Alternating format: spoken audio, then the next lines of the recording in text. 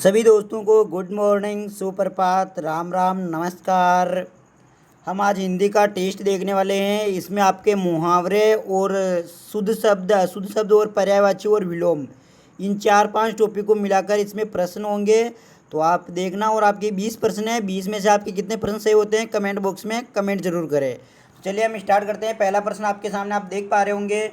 पहला प्रश्न जो आपसे पूछा जाता है कि बहुत दिनों बाद दिखाई देना। बहुत दिनों बाद दिखाई देना देना को दर्शाने वाला मुहावरा है। तो कौन सा मुहावरा है इसका बताइए आप मुझे जल्दी से। कौन सा मुहावरा है? तो बहुत दिन दिखाई देने का ध्यान देना चाहती हूँ। बहुत दिनों बाद दिखाई देना जो है ना, ये मुहावरा दर्शाने वाला है। ये होता है हमारा, इसका जो आंसर जाएगा ये जाएगा हमारा ए को जाएगा। ए का मतलब ऑप्शन ए को जाएगा। ईद का चांद होना। हम नहीं कहते हैं कि यार ईद का चांद हो गया था। क्यों? क्योंकि ईद का चांद भी बहुत कम दिखाई देता है। ठीक है, इसलिए कहते हैं बहुत दिनों बाद दिखाई देने वाले को ईद का चांद कहते हैं। तो अब चाहती हूँ मैं जो व्याख्या करता हूँ ना, मैंने बीएसटीसी वालों को भी यही बोला था कि साहब अब आप मेरी व्याख्या को बहुत ध्यान से सुनना। क्यों? क्योंकि व्याख्या जो है ये वेरी मोस्ट इंपॉर्टेंट होती है। हर एक शब्द व्याख्या का इंपॉर्टेंट होता है। तो इसमें देखो, यहाँ तो समझ में आ गया ईद का चांद होना। ईद का चांद होने का मतलब तो हो गया कि बहुत दिनों बाद दिखाई देना। अब आपके मन में, आपके जहन में प्रश्न उठ रहा होगा कि गुरुजी ये आंखें चार होना इसका मतलब क्या होता है। तो मैं इसका बता देता हूँ आपको कि आंखें चार होने का मतलब होता है कि देखो, अगर मैं आपके सामने आ जाऊँ और आप मेरे सामने आ जाओ, मैं भी आपके एक कल्पना करो, आप सोचो कि मैं आपके सामने हूँ और आप भी मेरे सामने हो। तो बताओ, दो आंखें आपकी और दो आंखें मेरी, कुल कितनी आंखें हो गई? चार आंखें। तो चार आंखें होने का मतलब होता है आमने सामने होना। चार आंखों का मुहावरे का मतलब क्या होता है? आमने सामने होना। कलेजा, कलेजा ठंडा होने का मतलब होता है साहब, कलेजा का मतलब होता है मन। कलेजा जो होता है ना, कलेजा, इसका मतलब क्या होता है? मन। और ठंडा होने का मतलब होता है शीतल होना। ठीक है, तो इसका देखो करेक्ट आंसर क्या जाएगा? मन को शांति मिलना। आपके जहन में प्रश्न उठ रहा होगा कि गुरुजी कलेजा कलेजा ठंडा जो है ना, कलेजा ठंडा होने का मुहावरा क्या होता है? तो इसका मुहावरा जो होता है ये होता है मन को शांति मिलना। मन को क्या मिलती है? जब मन को शांति मिलती है तब हमारा कलेजा क्या होता है? ठंडा होता है। अब सबसे वेरी मोस्ट इंपॉर्टेंट जो ऑप्शन नंबर द है, ये है पो बारह होना। पो बारह होना आपने कभी सुना भी नहीं होगा और सुनोगे भी नहीं अभी कहीं पे। ठीक है ना?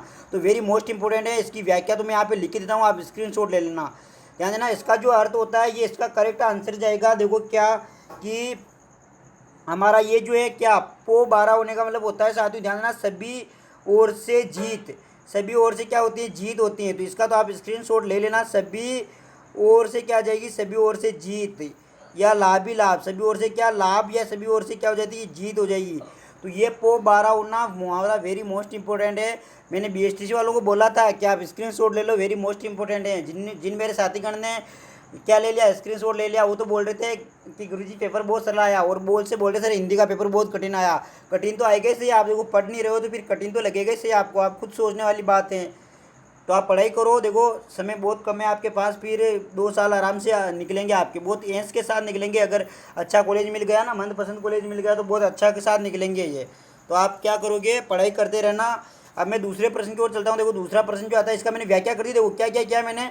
पहले तो मैंने प्रश्न का उत्तर दिया, फिर मैंने इसकी व्याख्या की कि आमने सामने होना, और क्या मन को शांति मिलना, और क्या सब तरह से जीत या सब तरह से लाभ, वो बारह होना। अब मैं अगले मुहावरे की ओर चलता हूँ। अगला मुहावरा जो आता है आपके सामने वो आ चुका है कि ये कहना चाहता है कि फूला न समाना। साथियों ये वेरी मोस्ट इंपॉर्टेंट प्रश्न है। फूला न समाना आपकी पीटीटी में भी प्रश्न आ सकते हैं। मेरे बीएसटीसी की प्ले लिस्ट में जाके देखना आप, मैंने बोला था कि ये प्रश्न आ सकता है, वेरी मोस्ट इंपॉर्टेंट है। तो उनमें से काफ़ी प्रश्न बैठे हैं साथियों। मैंने एक वीडियो भी बनाया है, वो वीडियो देखना आप, कि प्रत्यक्ष को प्रमाण की आवश्यकता नहीं होती, टाइटल से मैंने वीडियो बनाया है, और प्ले लिस्ट में जाके देखना आप। वेरी मोस्ट इंपॉर्टेंट वीडियो, एक नई दिशा देगा आपको। ये फिक्स है कि वो वीडियो आपको एक नई दिशा देगा साथियों। तो आप इस वीडियो को जरूर विजिट करें एक बार। फिर अगला जो है, देखो फुला न समाने का मतलब जो होता है, मुहावरे का सही अर्थ होगा तो क्या होगा? कलंकित करना, बहुत बहुत प्रसन्न होना, खूब मौज होना, उत्तरदायित्व लेना। तो क्या हो जाएगा इसका करेक्ट आंसर साथियों? मैं बता दूं इसका करेक्ट आंसर क्या होगा, और आपको पता है तो आप लिख के भेजो कि बहुत पसंद होना, कमेंट में भेज सकते हो आप। इसका करेक्ट आंसर क्या हो जाएगा साथियों? ध्यान देना, फूला न समाने का जो करेक्ट आंसर होगा ये होगा बहुत पसंद होना, मतलब बहुत खुशी होना, ये कह सकते हो आप। इसका करेक्ट आंसर हो जाएगा। अब आपके जहन में, आपके हृदय में, आपके मन में, आपके दिमाग में एक प्रश्न उठ रहा होगा कि गुरुजी ये कलंकित करना मुहावरे का अर्थ क्या होता है? कलंकित करने का मतलब होता है साथियों, ध्यान देना, कलंकित करने का अर्थ ये होता है कि इसका अर्थ ये होता है बदनाम करके नष्ट करना। कलंकित करने का मतलब होता है बदनाम करना या बदनाम करके नष्ट करना। तो इसका अर्थ आपको समझ में आ चुका होगा। खूब मौज करना साथियों, खूब मौज करना वेरी मोस्ट इंपॉर्टेंट है। हवा लगेगी ना धुआं अगर आ गया तो इसका करेक्ट आंसर हो जाएगा गुलछर्रे उड़ाना। क्या हो जाएगा इसका करेक्ट आंसर? इसका करेक्ट आंसर हो जाएगा गुलछर्रे उड़ाना। तो आपको ये याद रखना है। देखो दोनों तरफ से प्रश्न पूछा जा सकता है कि गुलछर्रे उड़ाने मुहावरे का अर्थ क्या होता है। तो गुलछर्रे जो उड़ाने मुहावरे का अर्थ होता है ना, गुलछर्रे उड़ाना, गुलछर्रे उड़ाना मुहावरे का अर्थ होता है कि खूब मौज करना या फिर गुलछर्रे उड़ाना। उत्तरदायित्व लेने का मतलब होता है साथियों, ध्यान देना, उत्तरदायित्व लेने का मतलब बीड़ा उठाना या फिर अपना जिम्मेदारी लेना, अपना दायित्व लेना, ये क्या होता है इसका ये होता है। तो इसका करेक्ट आंसर क्या हो जाएगा? ऑप्शन नंबर हमारा जो ये है क्या ब ऑप्शन जो ये करेक्ट हो जाएगा। इसका भी आप स्क्रीनशॉट लो, वेरी मोस्ट इंपॉर्टेंट है। खूब मौज करना अभी आपका पीटीटी में ध्यान रखना, ये प्रश्न आएगा। फिर अगर आप गलत उत्तर लगाओगे ना तो फिर मौज करते रहना, गुलछरे उड़ाते रहना। फिर अब मैं अगले प्रश्न की ओर चलता हूँ साथियों। हमेशा मैं बोलता हूँ आपका कि आप अगर पढ़ाई करोगे तो आपका सिलेक्शन इस दुनिया की कोई भी शक्ति नहीं रोक सकती है। और सुबह में एक इस पर वीडियो, आप भी थोड़ी देर बाद में एक वीडियो बनाऊंगा मैं, ध्यान रखना इस पर कि हमारी पीटीटी के कितने दिन शेष रहे हैं, कब तक इसका अनुमानित एग्जाम हो सकता है, और इसके बारे में वीडियो बनाऊंगा मैं। अगर कोरोना, ध्यान रखना कोरोना में ज़्यादा बढ़ाव नहीं होता तो ये एग्ज़ाम हमारा 15 सितंबर के आसपास हो जाएगा साथियों। और कोरोना के केस ज़्यादा बढ़ जाते हैं तो फिर ये एग्ज़ाम देखो आगे जा सकता है, लेकिन उससे पहले होने के तो बहुत कम चांस है। मतलब देख लो आप 10% चांस हैं 15 सितंबर से पहले पहले होने के, तो यानी 15 सितंबर के आसपास हो जाएगा। मतलब 15, 16, 18, 20 या फिर 15 फिक्स 15 को हो जाए या 14 को हो जाए, ऐसा हो सकता है आपका एग्ज़ाम। अब जो अगला प्रश्न है, अगला प्रश्न मैं आपको बता देता हूँ साथियों, ध्यान देना। यहाँ पे प्रश्न ये पूछना चाहता है आपको, काम बिगड़ने पर पछताने से कोई लाभ नहीं, काम बिगड़ने पर पछताने से कोई लाभ नहीं को दर्शाने वाली लोकोक्ति है। आपको पता होना चाहिए कि आपके 2 प्रश्न तो मुहावरे के आते हैं और 1 से 2 प्रश्न आपके क्या आते हैं, लोकोक्ति के आते हैं। आपके पीटीटी में 50 प्रश्न आते हैं साहब। मैं सिलेबस देखो, ध्यान रखना, मैं 10 से 15 मिनट का एक वीडियो बनाऊंगा जिसमें आपको जो बच्चे कमेंट करना कि साइंस वालों का सिलेक्शन होगा कितने नंबर पर होता है, और साइंस वालों की हमारे पीटीटी की सीटें कितनी हैं, इसका सिलेबस पर थोड़ी चर्चा करो। तो इस पर मैं आप बारीकी से 15 मिनट के वीडियो में लगभग चर्चा करूँगा आपके। तो ये वीडियो बहुत जल्द आने वाला है, इसका भी आप देखना, इसको भी। फिर अगला जो आ जाएगा, अगला जो आता है इस पर ध्यान देना साथियों सभी जने कि यहाँ पे काम बिगाड़ने पर पछताने से, काम बिगड़ने पर पछताने से कोई लाभ नहीं। तो अंधेर नगरी चौपट राजा, कंगाली में आटा गिल्ला, और फिर आता है कि अब पछताए होत क्या जब चिड़िया चुगी गई। मतलब अब पछताने से होत क्या, हो ही क्या, यहाँ पे हो ही आएगा। अब पछताने से हो ही क्या, यहाँ पे ये आएगा, हो ही क्या जब चिड़िया चुग गई खेत। और आता है इसमें कोयलों की दलाली में हाथ काला। तो साथियों इसका करेक्ट आंसर जो हो जाएगा ना, इसका मैं आपको आंसर बता देता हूँ कि काम बिगड़ने पर पछताने से कोई लाभ नहीं होता है। इसका ये होता है कि अब पछताए होए क्या जब चिड़िया चुग गई खेत। मतलब जब चिड़िया खेत चुग गई हैं तो उसके बाद में पछताने से क्या होगा, जब आपका पीटीटी का एग्जाम ही निकल गया है, फिर आप बाद में सोचते हो कि नहीं मैं धाकड़ साइंस क्लास की टेस्ट ही ज्वाइन करता हूँ, तो भाई फिर आपके लिए उपयोगी थोड़ी रहने वाली है ये तो अभी उपयोगी रहने वाली है आपके। फिर आ जाएगा देखो, अंधेर नगरी चौपट राजा, मतलब ऐसी नगरी है जहाँ राजा को कुछ नहीं आता है। चौपट राजा है, राजा का मतलब उसको कुछ भी नहीं आता है। और फिर आता है कंगाली में आटा गिला। साथियों इससे लोकोक्ति का अर्थ निकलता है एक विपत्ति पर दूसरी विपत्ति आना। मतलब कि एक विपत्ति कंगाली है, कंगाली में आटा गिला का होने का मतलब कि पहली विपत्ति नहीं टली और दूसरी विपत्ति और ऊपर आ पड़ी। और कोयलों की दलाली में मतलब बुरे काम का रिजल्ट भी बुरे रहेगा, बुरे काम का रिजल्ट भी क्या रहेगा, बुरा ही रहेगा। साथियों व्याख्या को हर एक शब्द ध्यान से सुनना, मेरा हर एक शब्द आपके लिए प्रश्न का रूप है, क्वेश्चंस बनेगा मेरे हर एक शब्द से। तो मैं अगला प्रश्न मैं आपके लिए लेकर आता हूँ। देखो अगला प्रश्न आ चुका है आपके सामने, आप देख पा रहे होंगे। यहाँ पे कहना चाहता है कि सिद्धांतहीन अवसरवादी व्यक्ति को दर्शाने वाली लोकोक्ति। एक तो सिद्धांतहीन होता है, सिद्धांतहीन का मतलब होता है कि हमें कुछ पता ही नहीं चलता। जैसे कि आपके भी मन में विचार आते होंगे, यार गुरुजी मैं क्या करूं, धाकड़ साइंस क्लास की टेस्ट सीरीज लूँ या बुक से पढूं या मॉडल पेपर से पढूं। ऐसे विचार अगर आते हैं और ऐसे विचार को आप डिसाइड नहीं कर पाते हो मैं क्या करूं, पूरे दिन भर इसी विचार को लेकर बैठे होते रहते हो, तो आप समझ लेना आप अवसरवादी हो और आप सिद्धांतहीन हो। क्यों? क्योंकि देखो एक डिसाइड तुरंत 2 सेकंड में हमें डिसाइड लेना नहीं यार सर मेरे को बुक से पढ़ना तो बस बुक से ही पढ़ना है, बीच में कोई बाधा नहीं। अगर मेरे को धाकड़ साइंस क्लासेस की टेस्ट ही ज्वाइन करनी है तो बस करनी है, बुक को साइड में अरे ज़्यादा ऐसा तो है नहीं मैं आपकी 12-12 घंटे की 15-15 घंटे की क्लासेस ले रहा हूँ जो आपको टाइम नहीं मिलता। अरे मैं आधा घंटे की क्लास डालता हूँ तो आपको साथ में निश्चित तौर पे मैं बता दूँ फ़ायदा ही होगा आपको, नुकसान तो नहीं हो सकता, ये तो मैं गारंटी से कह दूँ आपको कि फ़ायदा होगा इस क्लास से आपको। तो आधा घंटा जाकर साइंस क्लास की टेस्ट ही देख लो, 2-3 घंटे बुक से पढ़ लो। सबसे बेस्ट तरीका यही रहता था कि इससे हम बोरिंग भी नहीं होते और हमारा पढ़ाई में भी लगातार मन लगा रहता है। तो अगला जो इसका आंसर आ जाएगा ये आ जाएगा, ध्यान रखना इसका ऑप्शन द जो है ना ये करेक्ट हो जाएगा। गंगा गए गंगादास और जमुना गए जमुनादास। देखो कितना अच्छा प्रश्न है कि एक तो ये सिद्धांतहीन अवसरवादी व्यक्ति को दर्शाने वाली लोकोक्ति जो है इसका करेक्ट आंसर हो जाएगा गंगा तो गए गंगादास और जमुना गए जमुनादास। तो या ये थे हमारे मुहावरे से। अब जो है ना मैं आगे आपको शुद्ध और अशुद्ध वाले प्रश्न करवाता हूँ। तो शुद्ध और अशुद्ध वाले प्रश्न हम करते हैं साथियों। ये मैंने 4 प्रश्न जो करवाए थे, 2 तो मुहावरे के थे, 2 किसके थे, लोकोक्ति के थे। तो ये आपको आराम से समझ में आए होंगे। अब जो प्रश्न आ रहे हैं आपके सामने, ये प्रश्न आ रहे हैं साहब, ध्यान देना। मतलब शुद्ध अशुद्ध पर्यायवाची और विलोम 3 प्रकार के प्रश्न आ रहे हैं। तो पहला प्रश्न आपसे ये पूछना चाहता है कि निम्न में से शुद्ध शब्द हैं। निम्न में से शुद्ध शब्द है तो देखो निधि है, गोपनीय है, दारिद्र्यता है या सदृश्य है। तो साथियों ध्यान देना, मैं इसका आंसर बताऊं इससे पहले आप ही आंसर बता दो कि इसका करेक्ट आंसर क्या हो जाएगा। तो देखो दोस्तों मैं इसका करेक्ट आंसर जो आपको बताता हूँ ना, इससे करेक्ट आंसर आ जाएगा हमारा ऑप्शन नंबर किसको जाएगा आप बता दो, बताओ देगा एक बार। तो इसका मैं करेक्ट आंसर बता दूँ साथियों, इसका करेक्ट आंसर जो जाएगा ना हमारा जाएगा ऑप्शन नंबर किसको जाएगा, ऑप्शन नंबर ए जो है ना ये जाएगा। शुद्ध शब्द जो है ना ये निधि जो है ना ये शुद्ध शब्द है। अब आप बोलोगे यार गुरुजी ये निधि अगर शब्द शुद्ध शब्द हैं तो आपके फिर मन में आपके दिमाग में प्रश्न उठ रहा होगा कि गुरुजी ये गोपनीय सही क्यों नहीं है। तो ध्यान देना साथियों, गोपनीय जो होता है ना ये ऐसे लिखा जाता है। देखो मैं बता दूं आपको गोपनीय कैसे लिखा जाता है। तो गोपनीय जो लिखा जाता है ना ऐसे लिखा जाता है, गो तो पूरा होता है पर नहीं आता है यहाँ पे, क्या आ जाएगा गोपनीय। ध्यान रखना यहाँ पे जो लिखा हुआ है ना ये गलत है, यहाँ पे क्या आ जाएगा गोपनीय आ जाएगा। ये वाला शुद्ध जो है ना ये शुद्ध शब्द है गोपनीय।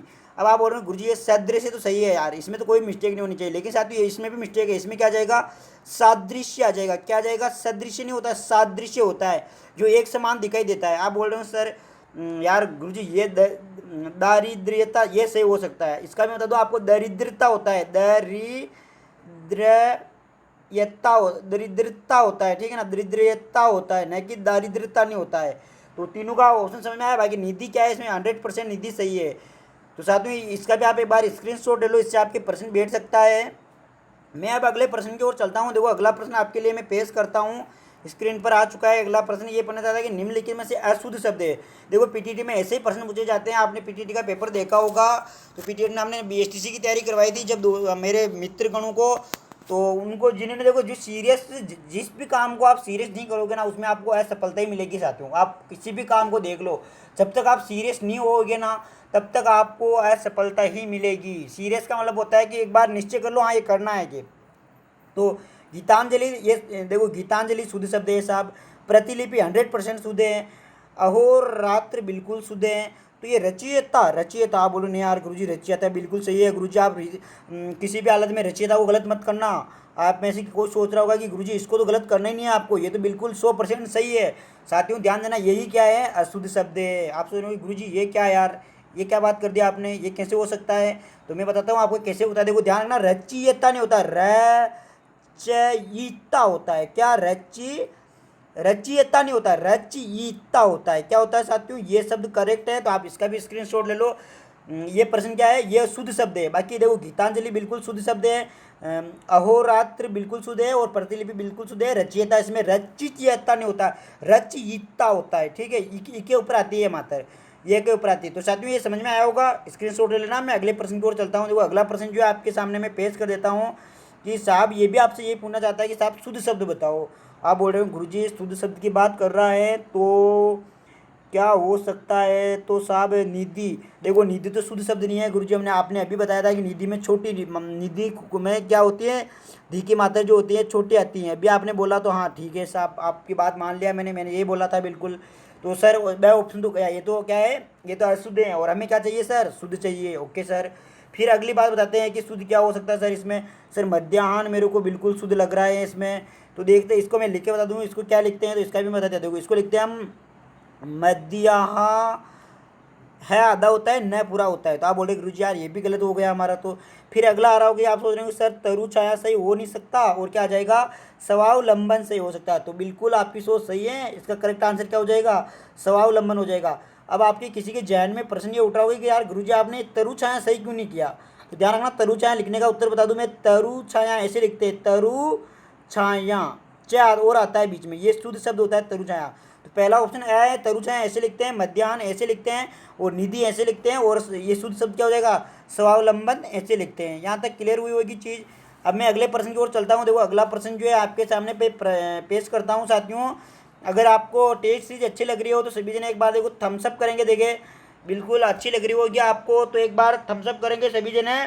और अभी मैं वीडियो के अंत में आपसे एक राय भी लूँगा, तो आप राय जरूर दें मेरे को, या फिर मैं ऐसा करता हूँ अलग ही वीडियो बनाऊंगा यार इस पर। तो मैं चलो ठीक है, अलग ही वीडियो बना देंगे, अभी इसको हिंदी का रहने देते हैं। ये बोल रहा है कि निम्न में से शुद्ध शब्द है, तो पहले तो आपको शुद्ध और अशुद्ध, सत्य और असत्य, संगत और असंगत, इन शब्दों का विशेष ध्यान रखना। क्या पूछना चाहता है मेरे से, खुद से प्रश्न पूछो क्या पूछना चाहता है। तो ये पूछना चाहता है कि शुद्ध शब्द है। चलो शुद्ध शब्द की बात करते हैं। प्रशासन, नहीं नहीं साहब, ऐसा प्रशासन तो हमने कहीं देखा ही नहीं, हमने तो प्रशासन देखा है, ऐसा देखा, देखो प्रशासन ऐसा देखा है हमने, तो बिल्कुल सही साहब, ये तो शुद्ध हो नहीं सकता, ये तो गया पानी में। फिर आता है कि गुरुजी यार हमने ये निमित नहीं देखा है, निर्मित होता है सर। तो बिल्कुल आपकी बात सही है कि निमित नहीं होता, निर्मित होता है। क्या होता है, रह की मात्रा आएगी, तो ये भी गया पानी में। अब बच्चा कौन, अतिथि। आप सोच रहे हैं गुरुजी अतिथि जो होता है ना, इसमें थी पे क्या होती है, छोटी मात्रा आती थी, ये वाला नहीं होता, थी क्या होता है, ये वाला होता, तो ये भी गया पानी में। कौन बच गया अब बाहर, जंगन्नाथ बच गया, ये जंगन्नाथ।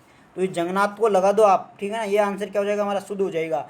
अब मैं अगले प्रश्न की ओर चलता हूँ। देखो अगला प्रश्न जो है आपके स्क्रीन पर आता है, फिर ये पूछना चाहता है कि साहब निम्नलिखित में से अशुद्ध शब्द को बताइए। आप सोच रहे होंगे यार गुरुजी ये अशुद्ध अशुद्ध शुद्ध अशुद्ध भेजा खा गए, तो बस ये लास्ट प्रश्न है, बस ज़्यादा आगे नहीं है, ये लास्ट प्रश्न है। तो देखो क्या है, गोपी और पुनर्जन्म और दरिद्रता और क्या आता है, अनुग्रह। आप सोच रहे होंगे यार गुरुजी क्या चाहिए, अशुद्ध शब्द चाहिए। गुरुजी आपने अभी बताया था कि ये गोपी जो है ना ये सही होता है, तो गोपी तो सही है सर, ये तो आ नहीं सकता, तो वो ए ऑप्शन तो गया इसमें।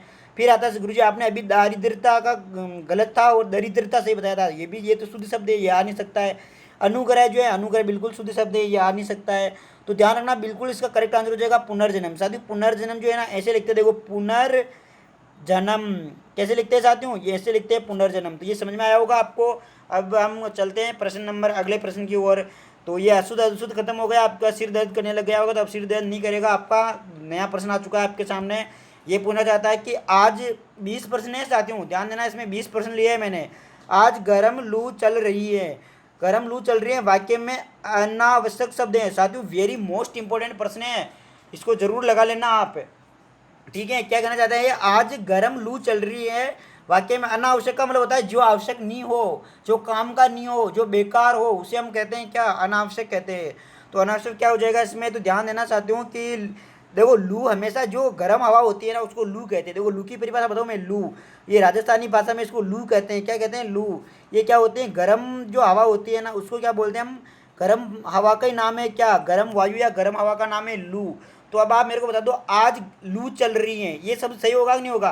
तो इसमें क्या हो जाएगा, देखो आज तो वेरी मोस्ट इंपॉर्टेंट है, आ नहीं सकता, गर्म जो है ना, इसमें करेक्ट आंसर क्या हो जाएगा, इसका हो जाएगा देखो गर्म। क्यों, क्योंकि साहब जो ये लू होती है ना ये वैसे ही गर्म होती हैं, तो अब आपको गर्म लगाने की जरूरत है नहीं। क्यों, क्योंकि जब हम गर्म हवा को क्या बोलते हैं, हम लू बोलते हैं। तो आज लू चल रही है, ये इसका क्या हो जाएगा साथियों, करेक्ट, और करेक्ट आंसर हो जाएगा कि आज क्या चल रही है, लू चल रही है। अब हम चलेंगे प्रश्न नंबर आगे अगले की ओर। अगला प्रश्न जो है आपके स्क्रीन पर आता है, ये कहना चाहता है, वो प्रश्न है यहाँ पे है, उत्तर यहाँ पे है, तो कोई भी विचलित ना हो। यहाँ पे कहना चाहता है कि गुरुजी ने शिष्य को आशीर्वाद दिया, वाक्य में दोषपूर्ण है।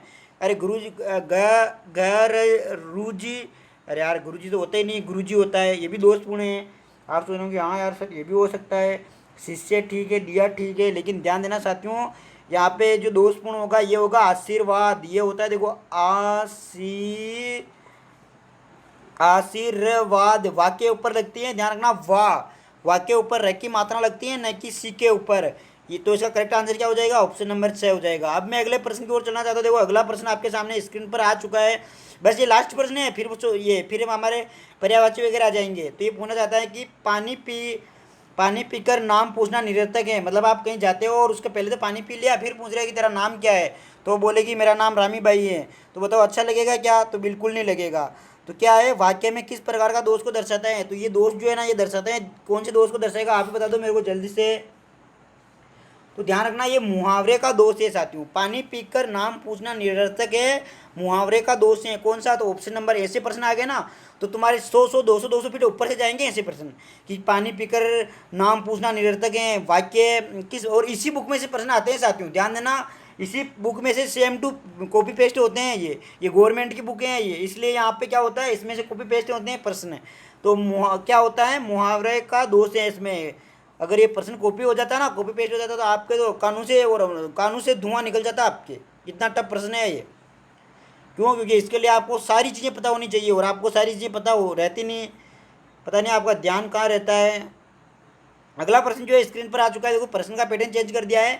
चांद का पर्यायवाची नहीं है, अरे बाबा चांद का पर्यायवाची, देखो पहले तो ध्यान से पढ़ना, आप कहीं हैं और नहीं में मिस्टेक नहीं कर दो, कोई पूछ लेता है देखो चांद का पर्यायवाची शब्द है और आप लुका दो क्या, चंद्रमा, ये लो साफ सही प्रश्न, तो बिल्कुल गलत, आपके नंबर उठ जाएंगे। 3 नंबर का होता है एक प्रश्न, तो 3 नंबर बहुत मायने रखता है। चांद का पर्यायवाची शब्द नहीं है, चांद का पर्यायवाची शब्द नहीं होगा तो इसका करेक्ट आंसर आ जाएगा क्या, भानु। भानु क्यों, क्योंकि आपको सबको पता होना चाहिए कि भानु जो होता है ना किसका पर्यायवाची होता है, भानु जो है ना हमारे भगवान, भगवान कौन से भगवान, सूर्य भगवान। तो सूर्य का पर्यायवाची कौन होता है, सूर्य या सूरज, सूरज जो होता है ना, सूर्य या सूरज, इनका पर्यायवाची होता है भानु। और ध्यान देना विदु और सुधाकर और चंद्रमा, ये चंद्रमा के पर्यायवाची होते हैं। तो अगला प्रश्न की ओर चलता हूँ मैं, अगला प्रश्न आपके सामने आ चुका है, ये आपसे कहना चाहता है कि अश्व का पर्यायवाची शब्द है। आप बोल रहे हो हस्ती, नहीं नहीं हस्ती नहीं होता साहब, मीन नहीं नहीं ये तो मछली का होता है साहब, सूत कपड़ा होता है साहब, तो क्या होता है घोड़ा, अश्व का मतलब होता है घोड़ा, क्या होता है घोड़ा। अश्व शब्द ये संस्कृत का है, ध्यान रखना, संस्कृत में घोड़े को क्या कहते हैं, अश्व कहते हैं, और हिंदी में क्या आ जाएगा, वो घोड़ा आ जाएगा। फिर ये हाथ हो जाएगा इसका, इसका मछली हो जाएगा, इसका कपड़ा जो आता है ना हमारा सूती का कपड़ा वो वाला हो जाएगा। अगला प्रश्न जो आता है वो आता है आपके सामने कि क्या आता है कि कृषक का पर्यायवाची शब्द है, कृषक का पर्यायवाची शब्द है तो क्या होगा आप बताइए मुझे जल्दी से। तो कृषि का होगा, ध्यान देना किसान, क्या हो जाएगा इसका, किसान, ठीक है, किसान को हम कृषक बोलते हैं। फिर मैं, या इसको भूमि पुत्र भी बोलते हैं हम किसान को। फिर अगला जो अन्नदाता भी किसान को ही बोलते हैं, ध्यान रखना इनको। पीटीटी में साथियों आप विश्वास नहीं करोगे प्रश्न कहाँ कहाँ से छूट जाते हैं। एक बार प्रश्न आ गया कि किसान दिवस कब मनाया जाता है, अब लोगों को तो हवा तो लगेगी कहाँ से, धुआं ही नहीं लगा उनको, तो क्या लगेगा उनको, क्यों, क्योंकि किसान दिवस के कब मनाया जाता है। तो ध्यान देना ये 23 दिसंबर को। और किसी को कोई डाउट हो तो मेरे को बताना, फिर हम पिन कर देंगे प्रश्न को। मेरे को जहाँ तक देखो, मेरे को जहाँ तक याद है 23 दिसंबर ही हो सकता, 23 दिसंबर है इसमें, ठीक है। फिर अगला प्रश्न की ओर चलता हूँ मैं, अगला प्रश्न जो आ जाता है ये आ जाता है आकाश का पर्यायवाची शब्द है, और आप बोलोगे अंबर, ठीक है साहब, ये लो करेक्ट आंसर साहब। 3 नंबर कट जाएंगे, ध्यान रखना, 0 मिल जाएगा, अंडा मिल जाएगा फिर 3 की जगह। क्यों, क्योंकि आपको पढ़ना नहीं आता है तो आप पढ़ना सीखो पहले, मतलब मेरा कहने का मतलब ये पढ़ना सबको आता है, लेकिन ध्यान से पढ़िए। आकाश का पर्यायवाची शब्द नहीं पूछा है यहाँ पे, तो अंबर होता है, गगन होता है, आसमान होता है, लेकिन पावर किसका होता है, ये अग्नि का होता है। किसका होता है, ये अग्नि, अग्निदेव, अग्नि माता, अग्नि माता नहीं होती है, अग्निदेव होता है, ठीक है। तो अग्निदेव, कृषाणु, पावक, आग, ये सब किसके, अग्नि के पर्यायवाची हैं ये। अब जो अगला प्रश्न आता है ये कहना चाहता है आपसे, क्या कहना चाहता है प्रश्न, आपसे ये पूछना चाहता है साहब आपको बताना है आस्तिक का विलोम होता है, विलोम का मतलब होता है उल्टा, निराशा, नास्तिक, अमृत, विज्ञ। तो ध्यान देना चाहती हूँ इसका नास्तिक होता है, आस्तिक का क्या हो जाएगा, नास्तिक, ये ऑप्शन आशा का हो जाएगा, निराशा, और जहर का हो जाएगा अमृत, और जो ज्ञानी का हो जाएगा विज्ञ, ठीक है।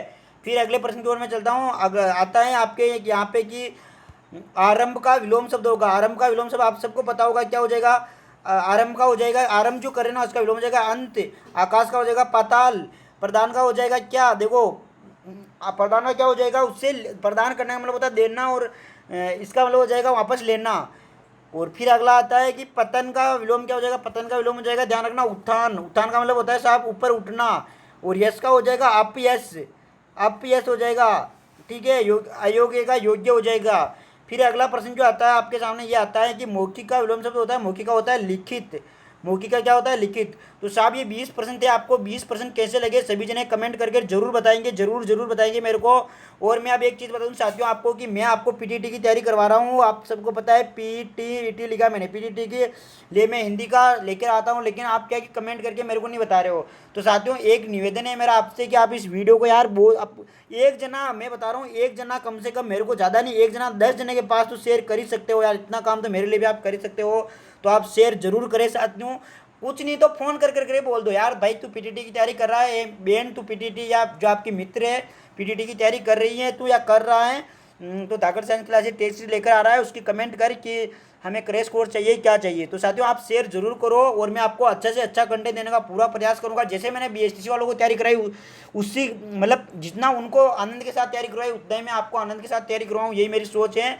और मैं तो और आप अब एक वीडियो आने वाला, ध्यान रखना, पीटीटी एक वीडियो और आने वाला है। पीटीटी में आपका कितने जो साइंस बैकग्राउंड से हैं उनका लगभग कितने नंबर चाहिए और साइंस की सीटें कितनी होती हैं, ध्यान रखना। अगर मतलब 20% सीटें होती हैं साइंस की, 100 सीटें हैं तो उनमें से 20 सीटें होती है, बाकी 80 तो आर्ट्स कॉमर्स वालों की होती हैं सीटें। तो इसके बारे में मैं पूरा विस्तार से वीडियो बनाने वाला हूँ कैसे इंटर्नशिप करते हैं, क्या क्या होता है। तो मैं इस पर बहुत जल्दी वीडियो बनाने वाला हूँ। तो अगर यदि आपको वीडियो चाहिए तो आप कमेंट बॉक्स में क्या लिखोगे, यस लिखोगे सर, यस। मैं यस का मतलब ये समझूंगा कि हाँ आपको वो वीडियो चाहिए। तो साथ में आप शेयर करना ना भूले। धन्यवाद आपका बहुत बहुत।